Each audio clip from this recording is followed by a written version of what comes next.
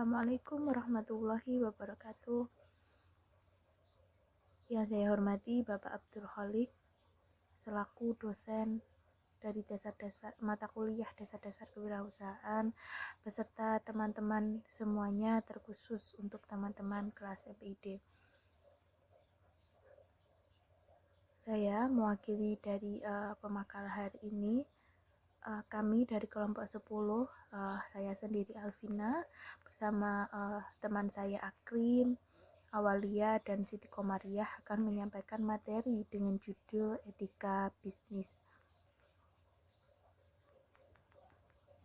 Berikut adalah materi yang akan kami sajikan. Hal pertama materi yang akan kami sampaikan ialah mengenai pengertian etika bisnis. Selanjutnya ialah mengenai komponen etika bisnis, dan yang selanjutnya ialah prinsip dari etika bisnis. Dan itu kami juga akan menyampaikan materi mengenai pelanggaran dari etika bisnis, manfaat etika bisnis bagi perusahaan, dan etika bisnis dalam Islam. Berikut adalah penyampaian materi dari kami. Bismillahirrahmanirrahim. Assalamualaikum warahmatullahi wabarakatuh. Saya akan menjelaskan pengertian etika bisnis. Etika bisnis merupakan pedoman dalam melakukan kegiatan berbisnis dan meliputi seluruh aspek mulai dari individu, perusahaan, sampai masyarakat. Etika bisnis dalam sebuah perusahaan dapat membentuk suatu norma dan perilaku dalam membina hubungan yang sehat dalam lingkungan kerja dan juga hubungan antara pedagang dan mitra kerjanya. Etika bisnis dianggap mampu menjadi standar kerja dan pedoman mulai dari pimpinan sampai karyawan untuk menjalankan pekerjaan sehari-hari.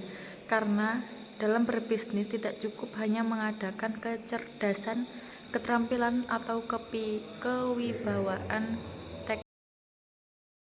Baik, saya akan menyampaikan mengenai komponen dari etika bisnis itu sendiri, atau hal-hal apa yang perlu kita perhatikan dalam menciptakan etika bisnis. Yang pertama ialah mengenai pengendalian diri, yang kedua ialah pengembangan tanggung jawab sosial, yang ketiga ialah mempertahankan jati diri, yang keempat adalah menciptakan persaingan yang sehat, yang kelima adalah menerapkan konsep pembangunan berkelanjutan, yang keenam adalah mampu menyatakan yang benar itu benar, dan yang ketujuh ialah konsekuen dan konsisten dengan aturan main bersama. Yang kedelapan adalah memelihara kesepakatan, dan yang terakhir adalah menuangkan ke dalam hukum positif. Gitu. Selanjutnya yaitu prinsip etika bisnis. Pada etika bisnis terdapat prinsip-prinsip yang dijadikan pedoman oleh suatu perusahaan agar perusahaan tersebut mempunyai patokan dalam memandang etika normal sebagai standar kerja perusahaan tersebut.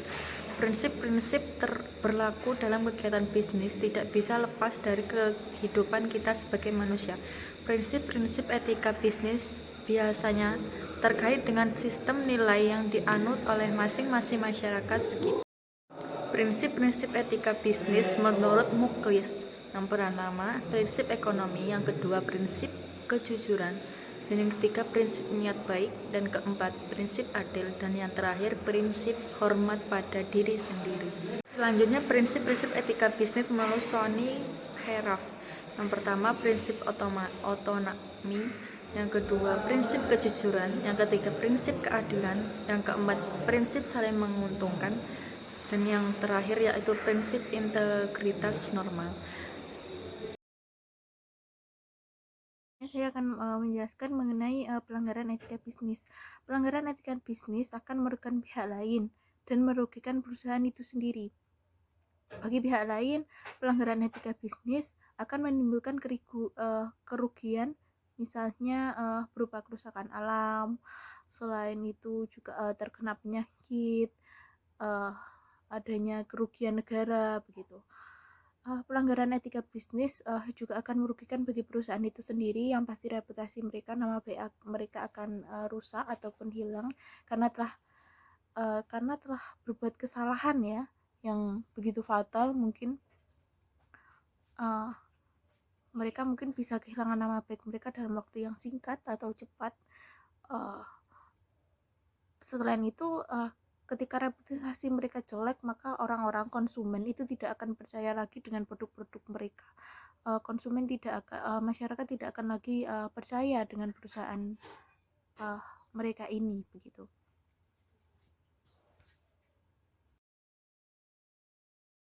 Yang selanjutnya adalah mengenai contoh dari pelanggaran etika bisnis, yakni ialah mengenai kasus lumpur lapindo yang ada di Sidoarjo, di mana pada saat itu masyarakat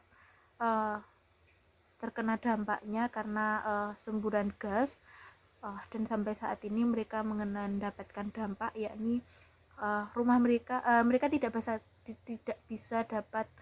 tidak dapat kembali menggunakan rumah mereka karena rumah mereka sudah terendam oleh lumpur.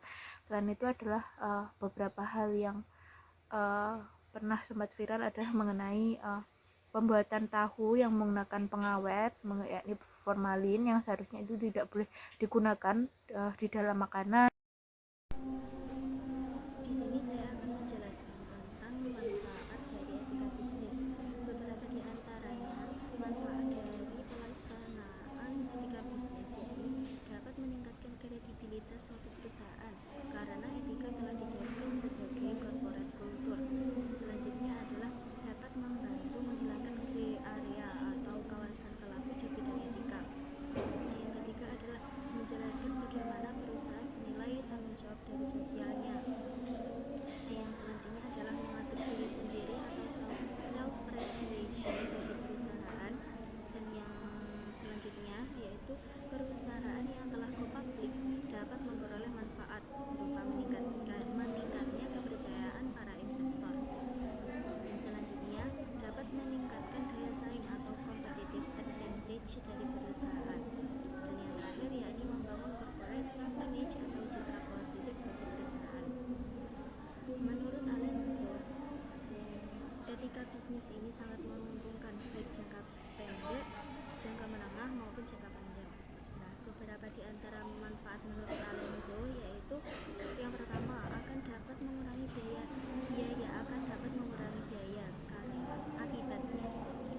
karena dicegahnya kemungkinan terjadinya friksi baik internal perusahaan maupun dengan eksternal perusahaan.